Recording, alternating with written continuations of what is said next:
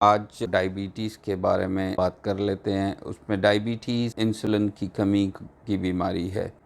दो मेन किस्में हैं डायबिटीज़ की, जिसको डायबिटीज़ 1 और डायबिटीज़ 2 कहते हैं। डायबिटीज़ 1 यंग लोगों में होती है, जो कि कई दफ़ा इवन बचपन से जो है वो कुछ लोगों को डायबिटीज़ होती है।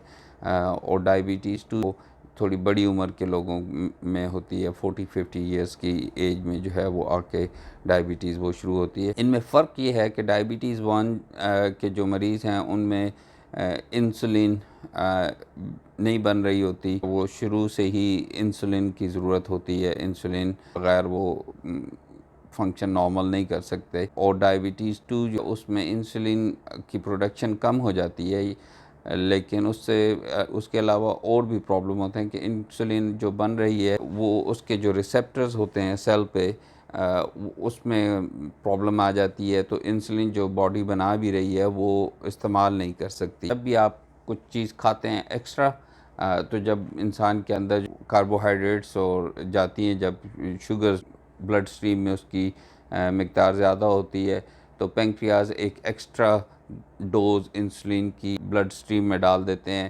ताकि उस शुगर्स जो या उस कार्बोहाइड्रेट है वो सेल्स के अंदर ले जा सके। इंसुलिन के बहुत सारे काम हैं। एक तो उसका ये काम है कि जो एक्स्ट्रा कार्बोहाइड्रेट्स हैं उनको स्टोर करती है, कुछ चेंज भी कर देती है कार्बोहाइड्रेट से फ़ैट्स में, ताकि वो एनर्जी के तौर पे स्टोर हो जाएं, और जब कभी बाद में उसकी ज़रूरत हो तो वो उस स्टोर जो एनर्जी है उसको यूज़ कर सकें। डायबिटीज़ टाइप 1 है, ये तो रिवर्सिबल नहीं है, क्योंकि इसमें आपके शुरू से ही इंसुलिन प्रोडक्शन नहीं हो रही, तो इस पे तो आपको इंसुलिन लेनी ही पड़ेगी।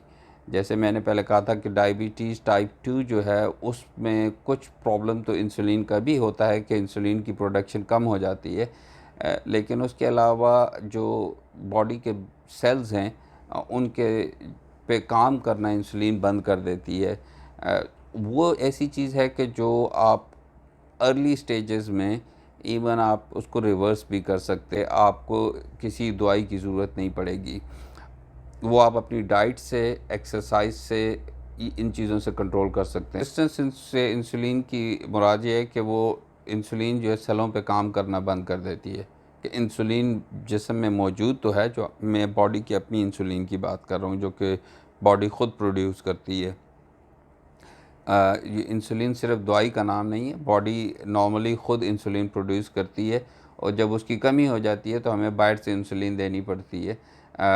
तो इंसुलिन जो बॉडी प्रोड्यूस कर रही है वो सेलों पे जाके काम करती है, जिसमें यह है कि कार्बोहाइड्रेट्स को सेल्स के अंदर लेके जाती है, और फिर वो जो है वो सेल्स उसको यूज़ करते हैं। और अगर सेल जो के ऊपर जो एक मैकेनिज़्म है जहाँ पे जाके अटैच होती है इंसुलिन, और वो मैकेनिज़्म एक्टिवेट करता है, आप ये समझ लें आसान अल्फाज में कि वो मैकेनिज़्म जो है वो फॉल्टी हो जाता है और वो काम करना बंद कर देता है।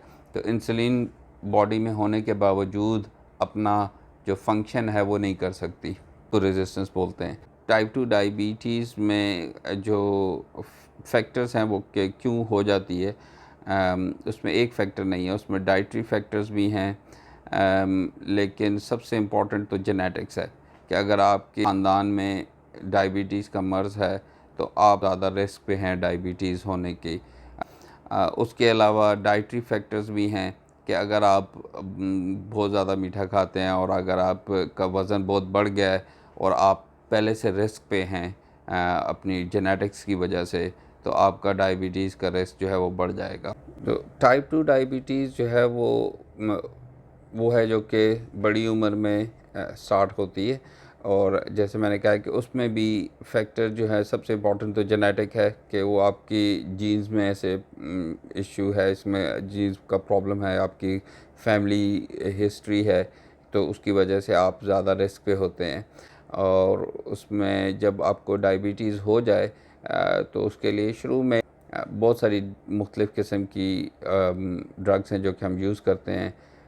ग्लूकोफेज या मेटफॉर्मिन और सल्फोनाइल यूरियाज़ हैं मुख्तलिफ़ किस्म के, बिगवेनाइड्स, और ये बहुत सारी क्लासेस हैं ड्रग्स की। ये ड्रग्स, कुछ ड्रग्स जो हैं वो जो एक्चुअल इंसुलिन की प्रोडक्शन है उसको थोड़ा सा इंक्रीज़ कर देती हैं, कि इसका मतलब ये है कि पैंक्रियास काम कर रहे हैं आपके अभी तक, लेकिन वो ज़रा काम कम कर रहे हैं, तो उनको एक्टिवेट करके उसको इंसुलिन की प्रोडक्शन जो है वो थोड़ी सी ज़्यादा कर देती हैं।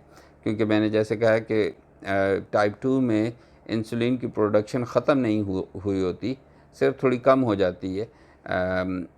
और कम इंसुलिन भी जो है वो काम कर सकती है, लेकिन उसमें और भी फैक्टर्स हैं कि वो जो इंसुलिन प्रोड्यूस हो रही है वो क्योंकि काम करना बंद कर देती है, इसलिए कुछ दवाइयाँ ऐसी हैं जो कि जो सेल्स हैं उन पे काम करती है और जो इंसुलिन की रेजिस्टेंस है उसको कम करने की कोशिश करती है। एक्स्ट्रा कार्बोहाइड्रेट्स जो आपकी बॉडी में आ रही हैं, कुछ मेडिसिन ऐसी हैं जो कि उनको एब्ज़ॉर्ब होने से रोकती हैं, वो उसको एब्ज़ॉर्ब होने से बचा के उसको, ताकि शुगर लेवल ज़्यादा हाई ना हो ब्लड में। अगर ये दवाइयाँ जो हैं वो काम जब तक करती रहती हैं तो उस वक्त तक तो सिर्फ दवाइयों को इस्तेमाल करते हैं, लेकिन अगर दवाइयाँ टैबलेट्स जो हैं वो काम करना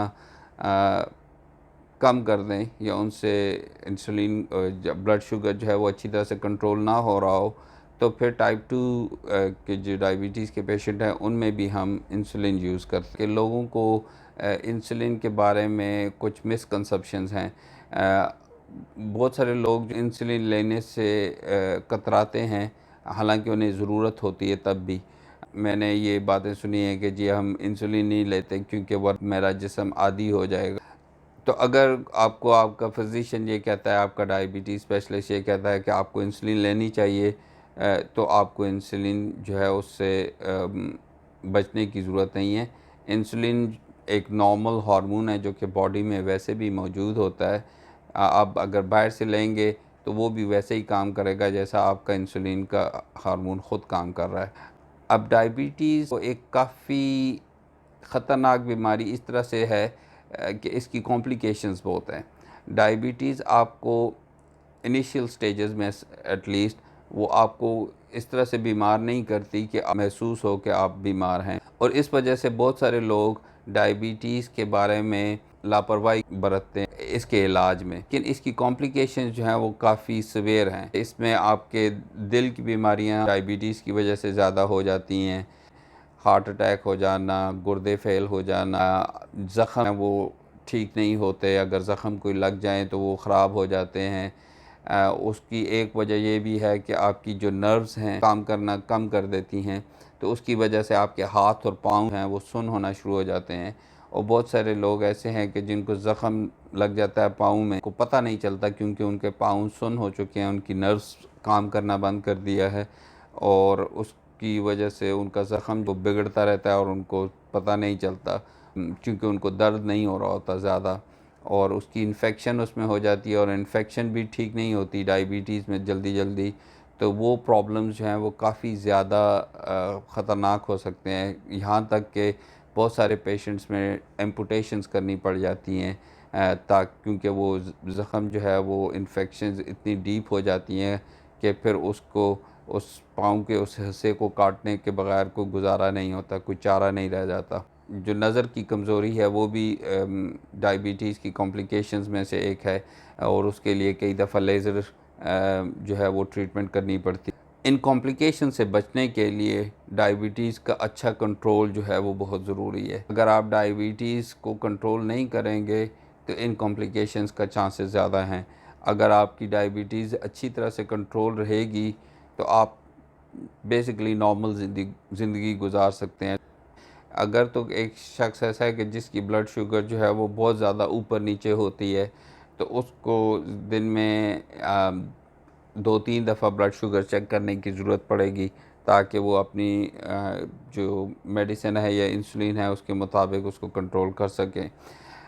लेकिन एक ऐसा शख्स है जिसकी डायबिटीज़ बहुत अच्छी तरह से कंट्रोल है, और उसकी जो ब्लड शुगर लेवल्स हैं वो ज़्यादा ऊपर नीचे नहीं जाते, तो वो दिन में एक आध दफ़ा भी चेक कर लें तो उनके लिए काफ़ी है।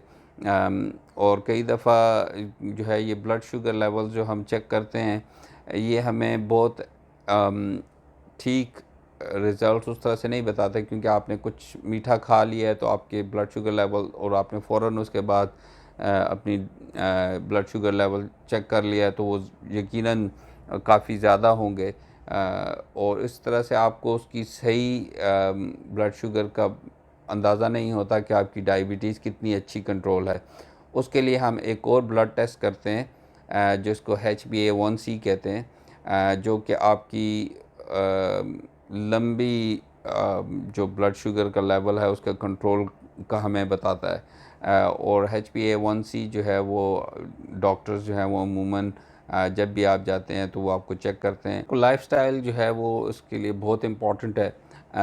अगर आपको की खुराक ऐसी है कि जिसमें बहुत ज़्यादा कार्बोहाइड्रेट्स हैं, कार्बोहाइड्रेट रिच खुराक है, जिसमें अगर आप मीठे बहुत खाते हैं तो ऑब्वियसली आपको इंसुलिन की जो है वो बहुत ज़्यादा ज़रूरत होगी बॉडी में।